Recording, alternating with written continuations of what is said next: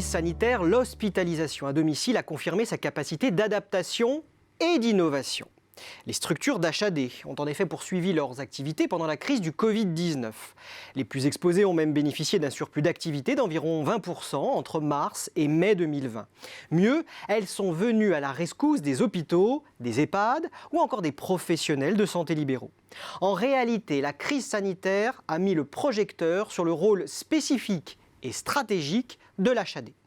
Et compte tenu d'un potentiel de développement toujours important et d'une crise sanitaire toujours menaçante, l'HAD devrait continuer de jouer en première ligne dans les années à venir, selon l'étude Xerfi Precepta.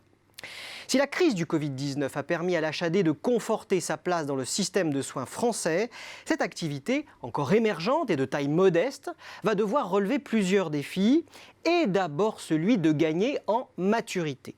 Ce qui passe par 3 grandes priorités stratégiques pour les structures du secteur. La première, c'est la consolidation de l'activité, prérequis à la bonne conduite des autres axes de développement. Largement orchestrée par les pouvoirs publics, cette consolidation repose sur le renforcement de la pertinence du modèle de financement.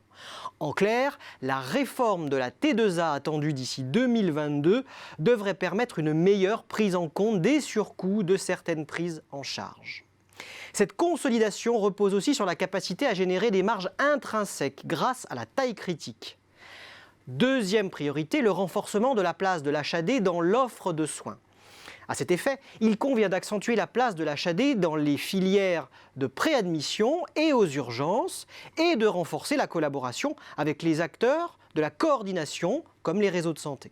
Troisième priorité stratégique des acteurs de l'HAD, se doter d'un système d'information. De quoi leur permettre d'optimiser leur gestion au quotidien, de mettre en œuvre leur stratégie, de généraliser les services numériques pour synchroniser les acteurs autour du patient accompagné à domicile et de mobiliser les outils de télésanté. Dans ce contexte, à quelles évolutions du jeu concurrentiel peut-on s'attendre à moyen terme ?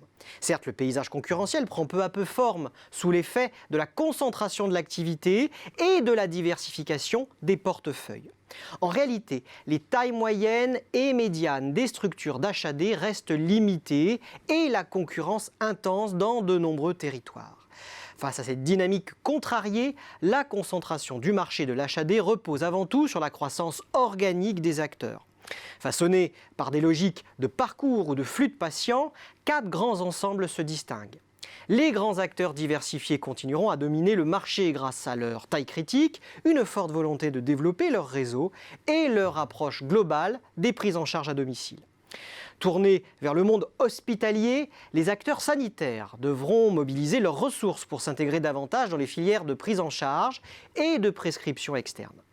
Forts de leur ancrage local, de leur liberté et de leur capacité d'initiative, les spécialistes de l'HAD poursuivent leur course à la taille critique.